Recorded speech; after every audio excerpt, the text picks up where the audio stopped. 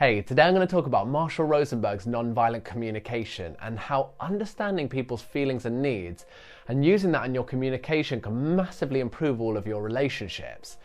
So I'm going to go into the importance of understanding feelings and needs and how to use them, and then I'm going to share a 5-step formula which can drastically improve your chances of having communication and conversations with people where you both feel heard, understood and respected. So welcome to the Power of Helping. My name's Ruben Wax and I'm a trainee counsellor, and I'm passionate about improving people's lives so that they then can be in a better place to empower and support the people around them. Communication is one of those skills which is quite vague and hard to put a finger on, and it's quite hard to think, I'm just going to go out and improve my communication skills. But I'd wager that there's pretty much no part of your life that wouldn't massively benefit from better communication, whether that be with your family, your friends, in your relationship, with your clients, your colleagues, or someone that you're supporting. So the central idea of nonviolent communication is that without us really knowing, there's a lot of violence in the way that we talk with others and ourselves. And that comes in the form of blaming, judging, criticizing, demanding, labeling, just to name a few. And when we speak in those ways, we can end up alienating others and ourselves as well. So Marshall Rosenberg created nonviolent communication to show us that no two needs are ever in conflict, but what's in conflict are the strategies that we use to get those needs met. But you see, Rosenberg explains that one of the biggest barriers for us having good communication with each other is that instead of playing the game, let's make life more wonderful for each other, we play the game, who's right? And I mean, I don't know if you know this game, but I feel like I'm highly qualified in that game. But it's taken nonviolent communication to make me realize how much difficulty we cause ourselves by playing this game. And I'd say quite confidently that the thing that's improved my communication skills the most and has allowed me to connect with people more empathically is the ability to communicate through feelings and needs. Okay, so let's get into understanding needs. And the main concept is that behind every action we take, we do that action so that we can get a need met. For example, if you've got a parent who's shouting, that's because they have a need to be heard. Or if you've got someone who's going to work every day and they're working really hard, that could be, sure, to fill the basic needs of food and shelter, but they could also be working really hard to fulfill the need of being valued and seen and have a sense of purpose. And as humans, we all have the same needs, whether that's autonomy, feeling safe, connection, feeling like we belong, some sort of community, feeling valued, seen, having a sense of purpose. All of these types of needs, we all have them, but we've all been educated in slightly different ways to get those needs met. So if you've got, for example, a teenager who needs attention, like all of us, they might do something rebellious to get that attention, whereas you've got another teenager who might work incredibly hard to get good exam results to also get attention. And nothing is good or bad, it's all just different ways of getting particular needs met. And so why needs are so powerful when it comes to connecting with people and having conversations is because when you understand that every action that someone takes or everything that someone says to you is to fill a need, it allows you to connect with the root cause, the root reason that they're doing that thing or saying that thing to you. And when you do that, when you meet them at their need, you come to a resolution so much faster than just guessing at what they really want. Now, an easy framework to have with you when you're thinking about needs is that Marshall Rosenberg explains that people are always saying one of two things. They're either saying thank you, they're expressing gratitude, or they're saying, please can I get a need met? Now, if you catch yourself thinking, what could possibly be the need of this action, or why did they say that thing? We've got to remember that a lot of the time, those are just futile attempts at trying to get those needs met. So if you've got a boss that comes over and shouts, you're not working fast enough on this project, your defenses might rise and think, what do they ever do on the project? But what they could be needing underneath that futile attempt is just to have some reassurance that that project's going to be done on time, because who knows, they could be being shouted at by their bosses, so they feel scared that their job's under threat. So having the ability to look at what their action is, which is shouting at you, which is not very great, and thinking, what is the need beneath that? It's reassurance. I can give them that and that's going to settle them so much quicker than me kicking off back at them and telling them that they also don't do anything in the project. So one thing I'll do when I'm going into a conversation, which I know is going to be a little bit more challenging, is I say to myself, hear the please in what they're saying. So when they do say something to me, maybe out of defense, I'll reframe what they've said and imagine they've said to me, please, can I get a need met? And why this is so useful is because then when I look at how they're feeling, whether they're upset or they're angry, and then I take what they've said, instead of acting defensively, I can just imagine that they're saying, please, can I get a need met? I can meet them there at that need, and then we can resolve the issue so much quicker. And in theory, every conflict is resolved when you've actually just got the person's needs met. And so one great lesson I've really internalized from nonviolent communication is there's so much power in just asking for what you need. Sometimes we get a real rising of emotions from a certain situation or something someone said to us, and then we reply off the cuff, or we send an email back straight away, or we reply on text, or whatever it is.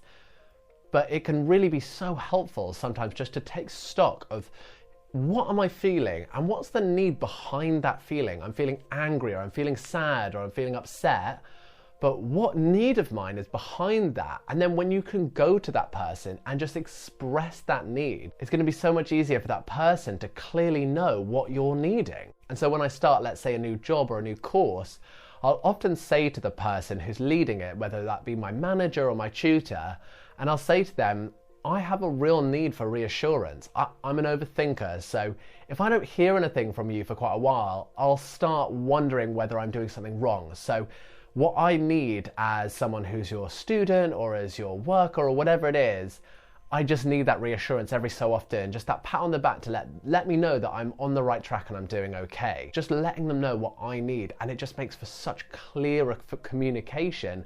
And then I get my need met, and all I did was ask for it. And I'd also love to know, what do you find most challenging when it comes to communication? Is it your body language? Is it your tone of voice? Is it using the correct language? Whatever it is, let me know below, because then I can make some videos on those different topics. And if you're new here, then hit the subscribe button and you'll know when the videos come out. And so let's actually get into this 5-step formula now, where you get to put your understanding of needs into this formula, which you can bring into any communication, where if you do that, you're going to end up having a much higher chance of getting an empathic response back, where they really understand you and where you're coming from, and where you both feel heard, understood, and respected. And so this 5-step formula you can bring into any conversation, and the order is: you express empathy for what they're going through, you make a specific observation of what they're doing, you express your feelings, you tell them your needs, and then you make a request. So I'm going to give an example of how a conversation might potentially go wrong, and then we're going to go through each step of the process, and I'm going to explain why they're so useful, and then we're going to put that example into that formula, and at the end what we're going to have is a much better and effective way of communicating that need that that person was trying to get met. Okay, so for this example, we're going to say we're in an office and one of the workers is coming in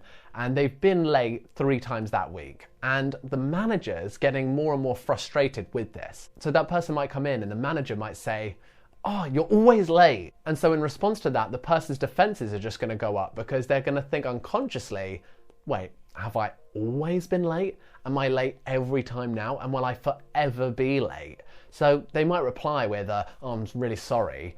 But really they're just going to be thinking, this person just made a massive judgment at me and they don't get what I'm going through. And so that futile expression of an unmet need from that manager gets met with criticism, judgment, and anger back from that person. And so the aim of using a formula like this is just to increase your chances of getting an empathic response back, where they understand where you're coming from. Okay, and so the first step is empathy. And this is one of those steps which is so regularly overlooked by people, but is so powerful when you use it. And what empathy is you expressing an attempt to understand what they're going through. So in this example, the manager could say, hey, I know that you're going through a lot at the moment and it's a really stressful time for you.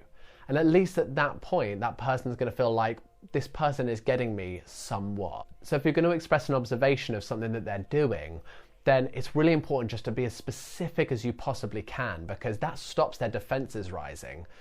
If you say something like, you're always late, that's just incorrect. So if you express, hey, you've been late 3 times this week, as much as they might be feeling mildly under attack, at least you're not saying something that's wrong. They can't argue with what you've said. And now we get on to feelings. And this is probably the hardest step of the lot, because it's not often that we feel comfortable expressing how we feel. Or sometimes when we express our feelings, we use them in a judgmental way or in a guilty way, where we say, I feel this way because you, or you make me feel. But when someone hears that, they're just going to hear it as a criticism. So the best thing you can do is talk from your perspective. And so the best way to express it from your perspective is, firstly, don't talk about anyone else, because you don't really 100% know how it's affecting others. But also, if you talk about your feeling as a result of you not having a need met, it's going to be received as less critical. So if we go back to the example, the manager could have expressed it as something like, I'm feeling frustrated and I'm feeling upset because my need for feeling like my time is worthwhile and my time is respected, it's not being met. And instead of hearing, you're causing me to feel this way and you're always late, they're going to hear, how is this person feeling? Which means they're going to be able to connect with them. And then they're going to understand why they feel that way. And it's because a particular need of theirs isn't being met. And that's going to result in a lot higher chance of this colleague responding in an empathic way where they understand what this manager is going through. And so the key here is to say that specific observation of what they're doing, say your feeling, but then relate your feeling to your need and not to the thing that they're doing. And in that way, it's not going to be heard as a criticism. It's going to be heard as you expressing the fact that you're just not having one of your needs met, and that's why you're feeling upset. Then you've brought in your need, and they at least can understand what you're trying to get out of this conversation, and they can then hopefully meet that need going forward. And so then the last step is to make a request. And what you want to do is make an action request. Ask for them to do something, because you can't ask them to be more something. You don't want to ask them to feel more of anything. You want to ask them to do something, and then they have a clear example of what they should do. And it's also really important to ask them to do something, and don't ask them to stop doing something. Don't say don't do that, because it's so much clearer to the person what you actually want. Let's say you tell your housemate, please stop leaving the dishes in the sink. And then they start leaving them on the counter, when really what you wanted is for them to wash up the dishes after they cook. So it's so much better to clearly say, could you please wash up the dishes once you've cooked and eaten? So next time you're going to talk to someone and you really want to express something to them, try bringing in as many of these parts of the formula as you can, and if possible, in this order. And as a result, you'll have a much higher chance of getting an empathic response back, where you both feel heard, understood, and respected. And on top of that, it can be really beneficial to all of your relationships in your life if you can start communicating through feelings and needs. So thank you so much for watching The Power of Helping. If you enjoyed the video and you got some value from it, then please feel free to hit the like and the subscribe button. And next week's going to be about morning routines and what that can do to improve your life. So thank you so much, and I'll see you then.